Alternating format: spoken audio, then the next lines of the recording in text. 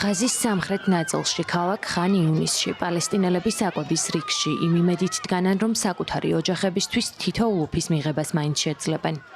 რიგი დიდია და ოდინი დიდხანს გრძელდება, თუმცა საბოლოოდ საკვები მათთვის, ვინცა ყოველდღე მოდის, საკმარისი არ არის. ისედაც მძიმე ვითარება ღაზაში 2 მარტის, ისრაელის მიერ საკვებზე, საწვავსა და ჰუმანიტარულ დახმარებაზე ბლოკადის დაწესების შემდეგ კიდევ უფრო გამწვავდა.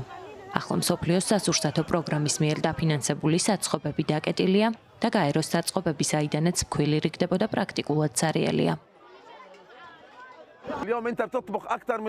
დღეს სულ მცირე 15 ქვაბში ვამზადებთ საკვებს, თუმცა ეს საკმარისი არ არის. ბევრი მოქალაქე დევნილების რაოდენობის მატების გამო აქაურობას საკვების მიღების გარეშე ტოვებს. შემოსასვლელების დაკეტვის გამო ძალიან მძიმე მდგომარეობაა. დახმარება არ არის, ვითარება სავალალოა, არც საჭმელი, არც სასმელი და არც მათი მოპოვებისთვის არანაირი გზა. მთლიანად ქველმოქმედებას ვეყრდნობით. ისინი ბრინჯს და საკვებს გვაწვდიან. დახმარება არ შემოდის, ყველაფერი მიუწვდომელია.